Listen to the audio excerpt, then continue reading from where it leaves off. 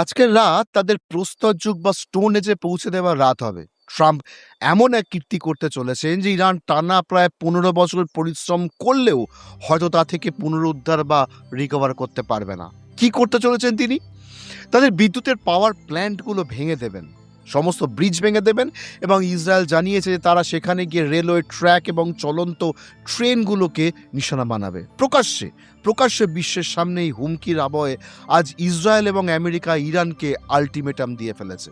এই ultimatum Trump আবারও এই উদ্দেশ্যে দিয়েছেন যে হয় আপনারা আমার সাথে সমঝোতা করুন, হরমুজ প্রণালীকে চিরতরে খুলে দিন, যদি না করেন তবে আমি আপনাদের সব শেষ করে দেখাবো। এত কিছু বলা কওয়ার পরে হঠাৎ করে 14 ডেজের সিজফায়ার ঘোষণা করা। ট্রাম্প কি কেবল ধাপ্পা দিচ্ছেন, ব্লাফ মারছেন, মিথ্যে বলছেন, নাকি সত্যিই এমন কিছু করতে পারেন? আজ দেখব ট্রাম্প কতটা কি করতে পারেন আর ইরানই বা কি করতে পারে। নমস্কার, আমি দিব্যেন্দু, ইন্টারজিও চ্যানেলে আপনাদের স্বাগত। এবার ইরান ও ট্রাম্পকে ধমকিকে মিথ্যা বলে ধরে নেয়নি। ইরান তার নিজের স্তরে এই পাওয়ার প্ল্যান্টগুলোকে রক্ষার জন্য মানব ঢাল বা হিউম্যান শিল্ড তৈরি করার সিদ্ধান্ত নিয়েছে। জনগণকে বলা হয়েছে যে আসুন এবং এই পাওয়ার প্ল্যান্টগুলোকে ঘিরে দাঁড়ান, যাতে আপনারা যদি মারা যান তবে সেটিকে ওয়ার ক্রাইম হিসেবে গণ্য করা হবে। যুদ্ধ কোন পর্যায়ে যাচ্ছে দেখুন। এর মধ্যে কি সম্ভব যে ইরান আমেরিকার সব শর্ত মেনে নেবে? অথবা উল্টোটা বলা যায় যে আমেরিকা ইরানের সব শর্ত মেনে নেবে? কারণ ইরানও নিজের পক্ষ থেকে 10টা শর্ত তৈরি করে আমেরিকাকে পাঠিয়ে দিয়েছে। ইরান যে 10 দফা দাবি পাঠিয়েছে তার মূল দাবিগুলি এরকম: 1, ভবিষ্যতে আর কোনো হামলা হবে না তার গ্যারান্টি। 2, লেবাননে ইসরায়েলের হামলা বন্ধ করতে হবে। 3, ইরানের উপর থেকে সমস্ত নিষেধাজ্ঞা তুলে নিতে হবে। 4, হরমুজ প্রণালী খোলা হবে, তবে প্রতি জাহাজে $2 মিলিয়ন ফি লাগবে, যা ওমানের সাথে ভাগ করা হবে ইরান পুনর্গঠনের জন্য।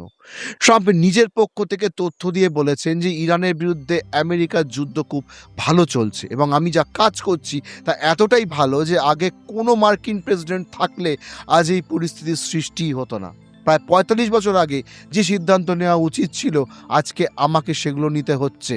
যদি সময় মতো কোনো মার্কিন প্রেসিডেন্ট সজাগ হতেন তবে উত্তর কোরিয়ার কাছেও পরমাণু বোমা থাকতো না। আমি ইরানকে পরমাণু বোমা মারতে দেব না, সোজা কথা। আমাদের কাছে এমন পরিকল্পনা আছে যে ইরানের প্রতিটি সেতু ভেঙে দেওয়া হবে, প্রতিটি পাওয়ার প্ল্যান্ট জ্বালিয়ে দেওয়া হবে, পুরোপুরি ধ্বংস লীলা চলবে। এর পিছনের যুক্তি হলো ইরান যেন কোনো দিন পরমাণু বোমা বানাতে না পারে। তবে তাদের সাথে কি কোনো শান্তি প্রস্তাব চলছে? ট্রাম্প এই বিষয়টি স্বীকার করে বলেছেন যে হ্যাঁ, চেষ্টা চলছে। তিনি বলেছেন পদক্ষেপ অনেক নেওয়া হয়েছে কিন্তু উল্লেখযোগ্য কোনো পরিণাম পাওয়া যায়নি। তাহলে ট্রাম্প কি কেবল ধমকি দিচ্ছেন, নাকি নাকি ইরান শর্ত না মানলে আমেরিকা হামলা করবে এবং সেটা চূড়ান্ত হামলা হবে? তবে ট্রাম্পের প্রকৃতি যেমন দেখা গেছে, গত 12-15 দিন ধরে তিনি এভাবেই চেষ্টা করছেন। আগে 5 দিন, তারপর 5 দিন, শেষে আবার 24 ঘন্টার সময় দিয়েছেন। তারপরে এই সিজফায়ার 2 সপ্তাহে সিজফায়ার হলো, কতদিন সেটা চলবে সেটা বলা যাচ্ছে না। ইরান বলে দিয়েছে এই সিজফায়ার ইসরায়েলের জন্য নয়। ইসরায়েল আবার বলেছে ইসরায়েল সিজফায়ার সমর্থন করলেও লেবাননে যুদ্ধ জারি থাকবে। মূলত চীনের মধ্যস্থতায় 10 এপ্রিল আলোচনায় বসলেও পয়েন্টস কি কি থাকবে সেটা আগেই বলে দিয়েছি। আদৌ কি মানবে দুপক্ষ? আর যদি ট্রাম্পের মনের মতো না হয় সবকিছু, তারও প্ল্যান করা আছে ট্রাম্পের। সেটা কি রকম? তিনি প্রেস কনফারেন্সে এটিও বলেছেন যে আমরা আমাদের পাইলটদের বাঁচিয়ে নিয়েছি। আমেরিকার ইতিহাসে এটি একটি বড় কীর্তি। সেই চেষ্টায় শত শত ফাইটার জেট অন্তর্ভুক্ত ছিল। দ্বিতীয় পাইলট যে মাটিতে পড়েছিল তাকে উদ্ধারের জন্য 155টা বিমান পাঠানো হয়েছিল। ট্রাম্প নিজে জানিয়েছেন এর মধ্যে 4টি বম্বার, 64টা ফাইটার জেট, 48টা রিফুয়েলিং ট্যাঙ্ক এবং 13টি উদ্ধারকারী বিমান ছিল। ট্রাম্প গর্ব করে বলেন যে আমরা আজ পর্যন্ত কোনো সৈন্যকে পিছনে ফেলে আসিনি। তিনি জানান 37 দিনে আমেরিকা ইরানের ওপর 13,000 বার সঠিক ঠিকানায় হামলা করেছে। ট্রাম্প সংবাদ মাধ্যমকে ধমক দিয়েছেন, কারণ কোনো একটি সংবাদপত্র খবর চেপেছিল যে দ্বিতীয় পাইলটটি উদ্ধার হয়নি। ট্রাম্প জানতে চান পেন্টাগনের কোন কর্মকর্তা এই তথ্য ফাঁস করেছে, যার ফলে ইরান তাকে না নিয়ে যেতে দেওয়ার জন্য সর্বশক্তি নিয়োগ করেছিল এবং অনেক আইআরজিসি কমান্ডো সেখানে পৌঁছে গিয়েছিল। ট্রাম্প খোলাখুলি হুমকি দিয়ে বলেছেন যে আমরা নিউজ পেপারগুলোর কাছে আসবো এটা জানতে যে তথ্যটি কে দিয়েছে। মানে তিনি মিডিয়াকেও ধমক দিয়ে রেখেছেন। তবে শুধু মিডিয়া না, তার পেন্টাগনের কর্মকর্তাদেরও ধমক দিয়ে রেখেছেন যে আর খবর যেন লিক না হয়। তবে এবার ইসরায়েল ট্রাম্পের ওপর পুরো চাপ তৈরি করে দিয়েছে, কারণ ট্রাম্প ধমকি দিয়ে সরে যাচ্ছিলেন। ইসরায়েল বলছে যে শুনুন, আপনার এই কথাগুলোর কোনো গুরুত্ব নেই। ইসরায়েল আজ বড় বিবৃতি দিয়েছে এই ভঙ্গিতে। তারা বলেছে ইরানবাসী আজ ট্রেনে করে কোথাও যাবেন না, কারণ আজ ট্রেনে আমরা হামলা চালাবো। কারণ এখন ট্রাম্প পাওয়ার প্ল্যান্ট ভাঙবেন কি ভাঙবেন না, বা সেতু ভাঙবেন কি না তা জানা নেই। ইসরায়েল আজকে লক্ষ্য স্থির করে নিয়েছে যে তারা ইরানের ট্রেন এবং ট্র্যাকের পুরোপুরি ধ্বংস করে দেবে। এটি ইরানকে ইনফ্রাস্ট্রাকচারই পুরোপুরি ধ্বংস করে দেওয়ার একটি প্রচেষ্টা। এটাকেই তারা প্রস্তর যুগ বা স্টোন এজ বলছিল, এবং এ কারণেই ইরান হরমুজ প্রণালী খুলছে না। ইরান তার শর্তে বলেছে, আপনারা যদি জাহাজ নিয়ে যেতে চান তবে নিয়ে যান, কিন্তু প্রতি জাহাজ কিন্তু $2 মিলিয়ন লাগবে। $2 মিলিয়ন লাগবে, কারণ আপনারা ইরানের যে ক্ষতি করছেন তা পূরণ করার জন্য আমাদের টাকা চাই, এবং সেই টাকা জাহাজ থেকেই উসুল করা হবে, যাতে আপনাদের উপলব্ধি হয় যে আপনারা এই ক্ষতির জন্য দায়ী। এখানে ট্রাম্প বারবার পারমাণবিক অস্ত্র না রাখতে দেওয়ার বিষয়টি পুনরাবৃত্তি করেছেন। আমেরিকান এয়ারফোর্স ইরানের খার্গ আইল্যান্ডের উপর বড় এয়ার স্ট্রাইক করেছে। হরমুজ থেকে এই মুহূর্তে খবর আসছে যে খার্গ আইল্যান্ডের উপর B-2 বম্বার দিয়ে ব্যাপক বোমাবর্ষণ করা হয়েছে। এর পাশাপাশি টোমাহক মিসাইল দিয়ে খার্গ আইল্যান্ডে হামলা চালানো হচ্ছে। যদি হরমুজ প্রণালীকে নিয়ন্ত্রণ করতে হয় তবে সবথেকে গুরুত্বপূর্ণ জায়গা হলো খার্গ আইল্যান্ড।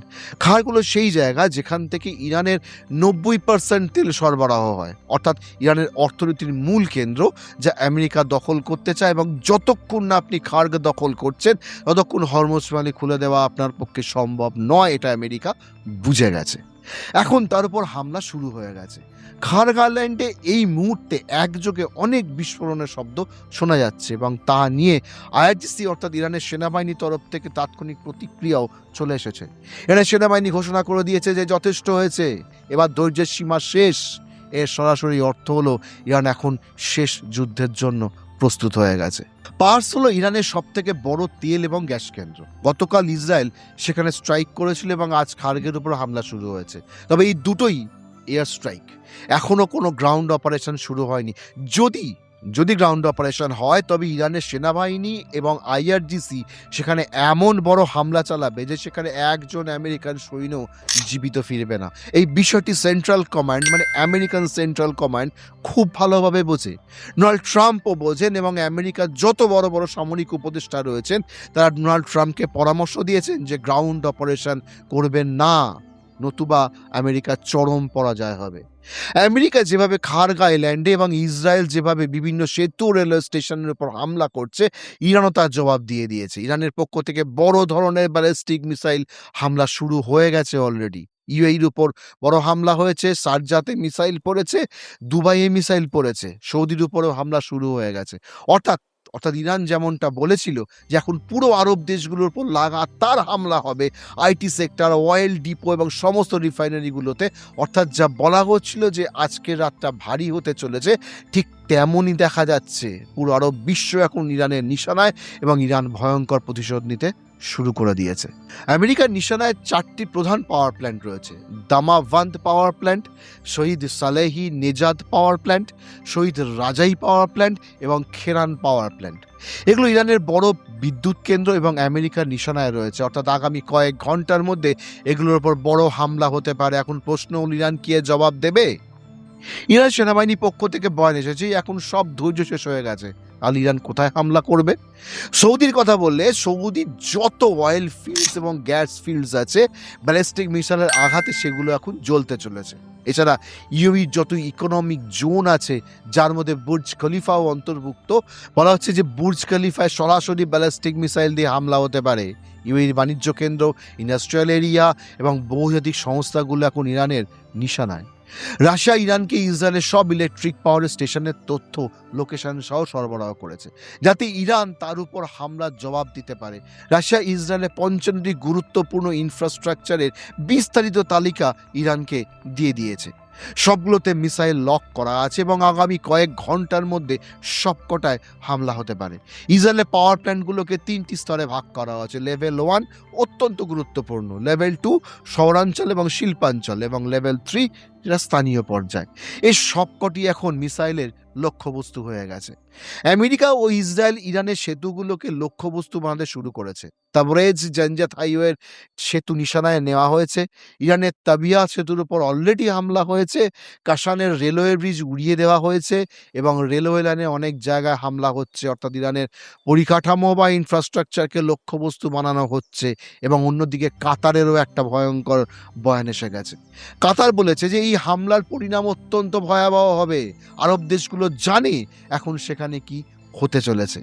তাদের সময় দেওয়া হয়েছে, যদি না মানে তাদের কোনো ব্রিজ আর অবশিষ্ট থাকবে না, কোনো পাওয়ার প্ল্যান্ট থাকবে না এবং তাদের প্রস্তর যুগে বা স্টোন এজে পৌঁছে দেওয়া হবে। পাওয়ার প্ল্যান্টগুলো লক্ষ্য করার উদ্দেশ্য হলো ইরানের বিদ্যুৎ সরবরাহ পুরোপুরি বন্ধ করে দেওয়া। এতে জনগণের মধ্যে অসন্তোষ তৈরি হবে এবং তারা শাসকদের দায়ী করবে। গতবার ইরান পাল্টা হুমকি দিয়ে বলেছিল যে আপনারা যদি আমাদের পাওয়ার প্ল্যান্ট ভাঙেন তবে আমরা জিসিসি দেশগুলো মানে গালফ দেশগুলোর যেমন ইউএই, কুয়েত, বাহরিন, কাতারের ডিসালিনেশন প্ল্যান্ট এবং ব্রিজ ভেঙে উড়িয়ে দেবো। তার মধ্যে সবথেকে গুরুত্বপূর্ণ বাহরিন এবং ইউএইর মধ্যে একটা খুব গুরুত্বপূর্ণ ব্রিজ আছে, সেটাকেও নাকি উড়িয়ে দেবে। আপাতত এয়ার স্ট্রাইক চলছে। ডোনাল্ড ট্রাম্প ডেডলাইন দিয়েছিলেন, তাই কিছু কাজ করতে হতো। এর জবাবে প্যাট্রিয়ট বা থার্ড কিছুই টিকবে না, পুরো আরব দেশ জ্বলবে। ইসরায়েল এবং ইরান উভয়ই বলেছে যে অনেক হয়েছে, এবার আর কিছুই বাঁচবে না। ইসরায়েলের ডিমোনা নিউক্লিয়ার পাওয়ার স্টেশন এখন ইরানের মিসাইলের নিশানা এবং যে কোনো সময় সেখানে বড় হামলা হতে পারে। যুদ্ধের পরিণাম একটা দিকেই নিয়ে যায়, সেটা ধ্বংস আর মৃত্যু। দেখা যাক, দেখা যাক কবে শেষ হয়। আমি সব সময় আছি আমেরিকা আর ইরান যুদ্ধের সমস্ত ডিটেল নিয়ে আপনাদের সাথে। সবাই ভালো থাকবেন, সুস্থ থাকবেন। জয় হিন্দ, জয় ভারত।